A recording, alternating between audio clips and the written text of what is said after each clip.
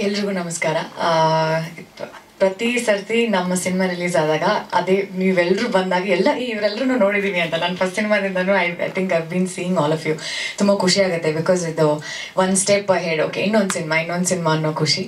And blink cinema ಅಂತ ಬಂದಾಗ ನಾನು ಇದು ಲಕ್ಕಿ ಸಿನಿಮಾ ಅಂತ ಹೇಳ್ಬೋದು. ಯಾಕಂದರೆ ಈ ಸಿನಿಮಾ ಶೂಟ್ ಮಾಡ್ತಿರ್ಬೇಕಾದ್ರೆ ನನಗೆ ಸಪ್ತಸಾಗರದ ಚೆಲ್ಲೋ ತಂಡದಿಂದ ಕಾಲ್ ಬಂದಿದ್ದು. ಸೊ ಹಾಗಾಗಿ ಇದು ಸ್ವಲ್ಪ ಲಕ್ಕಿ ನನಗೆ. ಈ ಕತೆ ಹೇಳಿದಾಗ್ಲೂ ಶ್ರೀನಿಧಿ ಬೆಂಗಳೂರು ಅವರು ಬಂದಾಗ ಎಷ್ಟು ಕ್ಲಾರಿಟಿಯಲ್ಲಿ ಈ ಕತೆ ಹೇಳಿದ್ರು ಅಂದರೆ ನನಗೆ ಆಮೇಲೆ ಒಂದು ಶಾರ್ಟ್ ಫಿಲ್ಮ್ ಕೂಡ ಅವ್ರು ಮಾಡಿದ್ನ ನನಗೆ ತೋರಿಸಿದ್ರು. ಅಷ್ಟೇ ನನಗೆ ರೆಫರೆನ್ಸ್ ಇದ್ದಿದ್ದು ಇವ್ರು ಏನು ಕೆಲಸ ಮಾಡ್ಬೋದು ಮಾಡಬಲ್ಲರು ಅನ್ನೋದಕ್ಕೆ. ಸೊ ಅದೇ ನಂಬಿಕೆಯಿಂದ ನಾನು ಹ್ಞೂ ಅಂತ ಅವತ್ತೇ ಒಪ್ಕೊಂಡಿದ್ದಂಥ ಏನೋ ಅಷ್ಟು ಸ್ಕ್ರಿಪ್ಟ್ಗಳಲ್ಲಿ ಇದು ಒಂದು ಸ್ಕ್ರಿಪ್ಟು. ಆ್ಯಂಡ್ ಅದನ್ನ ಎಲ್ಲೂ ಏನೋ ನನ್ನ ನಂಬಿಕೆನ ಇಲ್ಲ ನನ್ನ ಡಿಸಿಷನ್ನ ಸುಳ್ಳು ಮಾಡಲಿಲ್ಲ ಅನ್ನೋದೇ ನನಗೆ ತುಂಬ ಖುಷಿ ಮತ್ತು ಹೆಮ್ಮೆ ಅವ್ರ ಮೇಲೆ ನನಗೆ.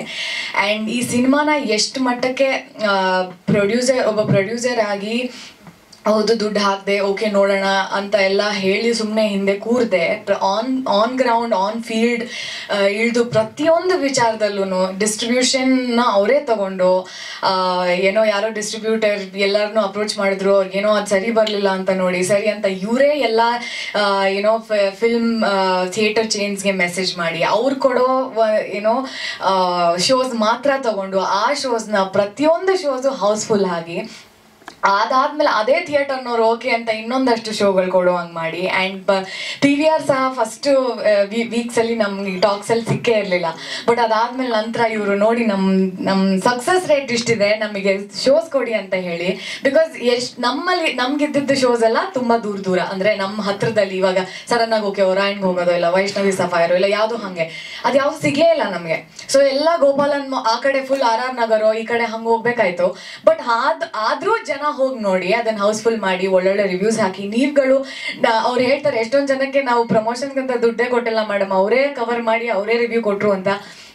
ಐ ಥಿಂಕ್ ಅದು ಕಾಂಟೆಂಟ್ಗೆ ಇದ್ದಿದ್ದು ಪವರ್. ಆ್ಯಂಡ್ ನಿಮ್ಮೆಲ್ರಿಗೂ ಇಷ್ಟ ಆಗಿದ್ದಂಥ ಕಾಂಟೆಂಟ್ ಆಗಿದ್ದರಿಂದ ಅದು ಹೆಚ್ಚಿನ ಮಟ್ಟಕ್ಕೆ ಜನಕ್ಕೆ ರೀಚ್ ಆಯಿತು. ಆ್ಯಂಡ್ ಹರೀಶ್ ಅರಸ್ ಅವ್ರಿಗೆ ನಾವು ತುಂಬ ಕೃತಜ್ಞರಾಗಬೇಕು. ಬಿಕಾಸ್ ಎಷ್ಟು ಚೆನ್ನಾಗಿ ಅವರು ಪ್ರತಿಯೊಂದು ಚಿಕ್ಕ ಎಷ್ಟು ಏನೋ ಒಂದು ಪೇಪರಲ್ಲಿ ಕೊನೆಯಲ್ಲಿರೋ ಒಂದು ಆರ್ಟಿಕಲ್ ಆದ್ರೂ ಅದನ್ನು ಶೇರ್ ಮಾಡಿ ಎಲ್ಲ ಕಡೆ ಹಾಕಿ ಜನಕ್ಕೆ ತಲುಪಿಸಿ ಅಂತ ಹೇಳಿ ಅವ್ರು ಮಾಡೋ ಕೆಲಸ ಇರ್ಬೋದು.